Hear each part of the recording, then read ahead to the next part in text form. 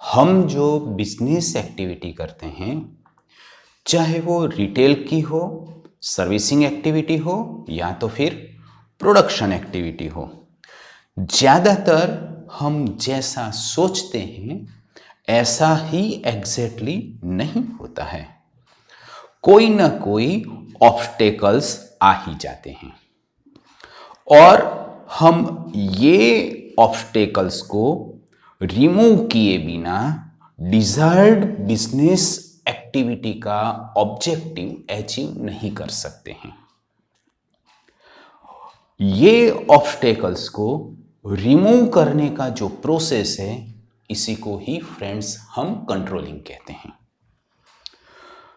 आज हम फ्रेंड्स इस वीडियो में कंट्रोलिंग के बारे में समझेंगे एवं at the end of this video we will also discuss about the questions and answers covered in this video. Friends, मैं जयंत पंड्या तपस ऑनलाइन टीचिंग में आपका हार्दिक स्वागत करता हूं। चलिए तो फिर कंट्रोलिंग के बारे में हम स्टेप बाय स्टेप समझते हैं। Business enterprise is established for specific objective, चाहे वो ऑब्जेक्टिव प्रोडक्शन का हो, सर्विस का हो या तो फिर रिटेल शॉप का हो।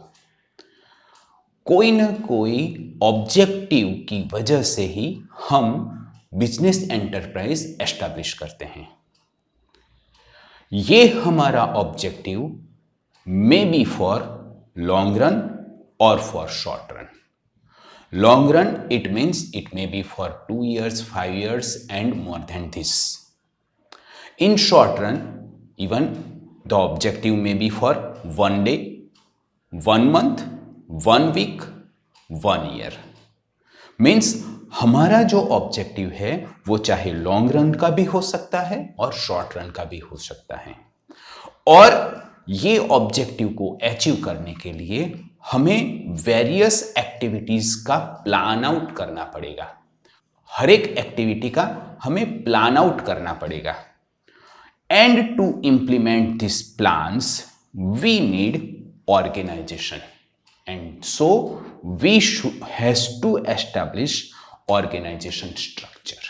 हम चाहे कितना भी परफेक्टली और केयरफुली प्लानिंग करें या तो फिर हम हमारा आइडियल ऑर्गेनाइजेशन एस्टैब्लिश करें, फिर भी ऑब्स्टेकल्स बिजनेस एक्टिविटी में आ ही जाते हैं।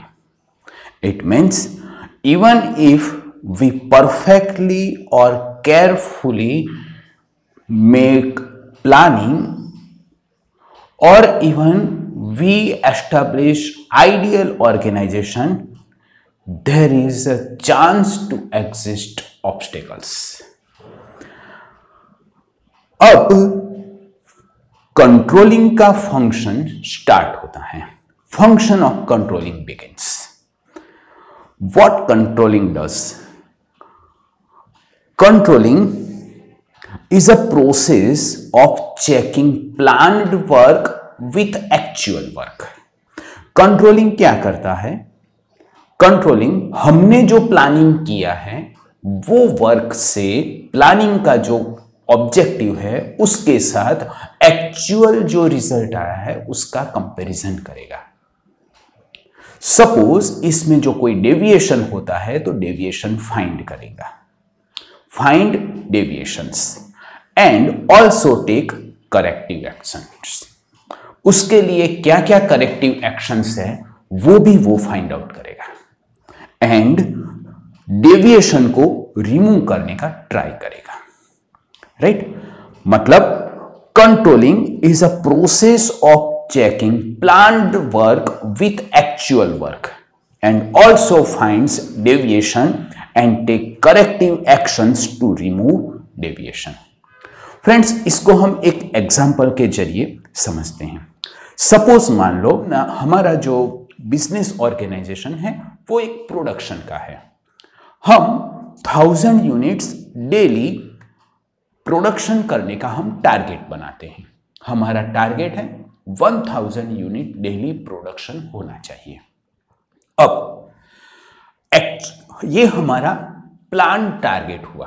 अब ये जो यूनिट हमने प्रोडक्शन करने का प्लानिंग बनाया है उसको हम एक्चुअल वर्क के साथ कंपेयर करेंगे, और सपोज मान लो हमारा एक्चुअल प्रोडक्शन 600 यूनिट का होता है, मतलब there is a deviation of 400 units.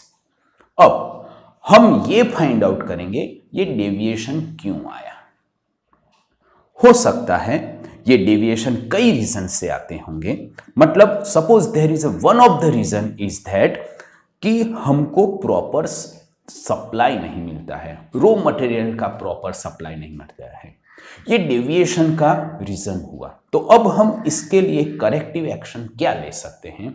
हो सकता है हमारा एक ही सप्लायर हो या दो ही सप्लायर हो, और वो जो सप्लायर हुए हैं वो हमको रॉ मटेरियल प्रॉपर क्वांटिटी में सप्लाई नहीं करता है, तो हम ज्यादा सप्लायर को अपॉइंट करेंगे या तो फिर ज्यादा सप्लायर के पास से हम परचेस करने का प्लानिंग करेंगे।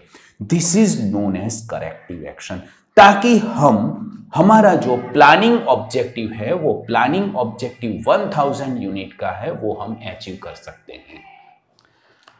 Thus, we can say that on the basis of planning or objective, organization structure is formed, and on the basis of organization structure, we appoint staff.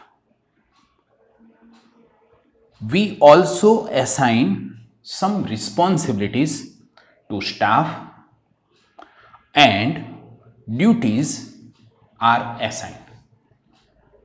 तो इसका मतलब क्या हुआ, हम प्लानिंग के बेसिस से on the basis of planning हम organisation structure form करेंगे, और on the basis of organisation structure हम स्टाफ को अपॉइंट करेंगे। स्टाफ को अपॉइंट करने के साथ साथ हम उसको रिस्पॉन्सिबिलिटीज असाइन करेंगे and as well as duties भी असाइन करेंगे। Now staff will start performing. जब स्टाफ एक्चुअल परफॉर्मेंस स्टार्ट करता है, स्टाफ के जब मेंबर्स एक्चुअल परफॉर्मेंस स्टार्ट करते हैं, तब फंक्शन ऑफ कंट्रोलिंग स्टार्ट होता है। Means function of controlling begins as and when actual performance starts. Now how function of controlling can be done? We can compare actual performance which is done by the staff and planned performance which we have made in planning, right? It means actual performance of staff will check with predetermined standard set by planning. अब हम ये दोनों का comparison करेंगे तो हमको क्या मिल सकता है, हमको डेविएशन मिलेगा। मतलब स्टाफ ने जो एक्चुअल वर्क किया है वो एज पर प्लान हो भी सकता है और नहीं भी हो सकता है। सपोज मान लो स्टाफ का actual work as per planning नहीं है तो हमको डेविएशन मिलेगा, right? So we will find deviation. Now we get information about such deviation. ये डेविएशन क्यों हुआ उसकी हम इंफॉर्मेशन गैदर करेंगे और इसके बाद उसको रिमूव करने का ट्राई करेंगे। कैसे रिमूव कर सकते हैं वो हम फाइंड आउट करेंगे। ये जो डेविएशन हुआ है उसको कैसे रिमूव करना है वो अब जान लिया है, तो वो रिमूव करने के करेक्टिव एक्शंस हम लेंगे। और ये करेक्टिव एक्शंस जो होगा, आफ्टर टेकिंग करेक्टिव एक्शन, हमारा जो एक्चुअल वर्क होगा वो प्लानिंग के साथ मैच हो जाएगा और ऐसे हमारा कंट्रोलिंग का प्रोसेस कंप्लीट होगा। Function of controlling will complete. Friends, इसलिए हम कह सकते हैं कि हमने हमारा जो मैनेजमेंट प्रोसेस है वो कहां से स्टार्ट किया था? प्लानिंग से स्टार्ट किया था। और कहां कंप्लीट हुआ? कंट्रोलिंग पे कंप्लीट हुआ।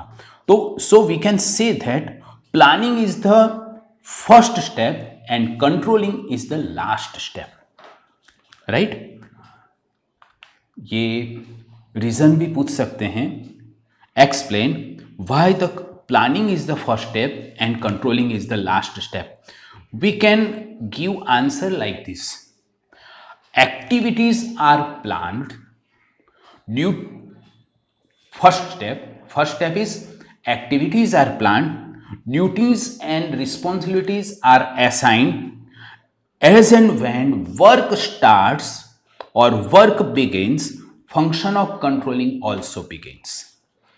The function of controlling is to check actual performance with planned performance and find deviations, remove them and take corrective actions.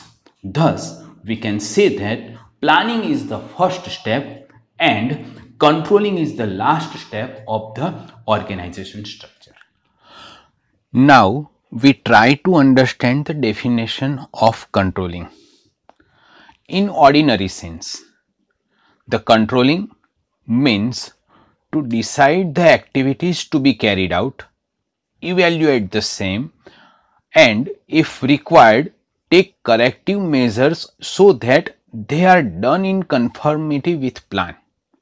It means controlling means first to decide the activities to be carried out. It means हमें क्या activity करनी है वो decide करना है, मतलब हमें हमारा ऑब्जेक्टिव डिसाइड करना है. इवेल्युएट द सेम, हम जो एज पर ऑब्जेक्टिव वर्क करते हैं उसको हमें इवेल्युएट करना है, मतलब whether it is as per planning और नॉट, ये हमको डिसाइड करना है. And if required take corrective measures. And the actual work is done, it may be as per plan और it may not be as per plan. And if it is as per plan, there is no need to take corrective measures. But if the actual work is not as per plan, then we have to take some corrective measures so that the actual work are done as per planning. Means so that they are done in conformity with plan. तो हमारा actual work है as per planning हो सकता है. Right friends? अब हम दूसरी definition देखते हैं. Now according to Henri Fayol, control of an undertaking consist of everything is being carried out in accordance with plan which has been adopted and the orders which have been given and principle which have been laid down. Its objective is to point out the mistakes in order that they may be rectified and prevented from recurring. It means Henry Fayol के मुताबिक control of an undertaking consist of, जो controlling है किसी भी undertaking का control, किसी भी undertaking के कंट्रोलिंग में हमें ये इंश्योर करना है कि हमारी हर एक activity, everything is being carried out, it means हर एक activity in accordance with plan which have been adopted, हमने जो प्लानिंग एडॉप्ट किया है एज पर एक्टिविटी होती है कि नहीं है वो हमें देखना है. एवं the orders which have been given, हम ऑर्डर्स किसको देते हैं, हम ऑर्डर्स किसको देते हैं, हमारे सबऑर्डिनेट्स को देते हैं. मतलब सुपीरियर जो होते हैं वो सबऑर्डिनेट्स को ऑर्डर्स देते हैं और वो जो ऑर्डर्स देते हैं वो एज पर ऑर्डर्स वर्क हुआ है कि नहीं है वो देखना है. एवं and principle which have been laid down, हमने जो प्रिंसिपल्स बनाए हैं, हमने जो नियम बनाए हैं, वो नियम जो डिसाइड किए हैं वो फॉलो होते हैं कि नहीं है वो देखना है. इट्स ऑब्जेक्टिव मीन्स कंट्रोलिंग का ऑब्जेक्टिव ये है कि पॉइंट आउट द मिस्टेक्स जो कोई भी होती है उसको पॉइंट आउट करना है, उसको हम उजागर करना है। मिस्टेक्स जो कोई होती है उसको डिटेक्ट करना है, फाइंड आउट करना है, in order that they may be rectified, so that these mistakes can be rectified and prevented from recurring। और बार बार ये मिस्टेक न हो वो हमें देखना है, right. Means according to Henri Fayol, control of an undertaking consists of everything is being carried out in accordance with plan which has been adopted, the orders which have been given and principles which have been laid down. Its objective is to point out the mistakes in order that they may be rectified and prevented from recurring. Right friend, ये Henry Fayol definition of controlling as per Henry Fayol is the one of the most important definition. Friends, इस तरह से हमने introduction as well as definition of controlling हमने finish कर दिया। Friends, आपको ये वीडियो पसंद आता है तो प्लीज़ इसको चैनल को सब्सक्राइब करिए और आपके फ्रेंड सर्कल के बीच में इसको शेयर करिए। Thank you very much.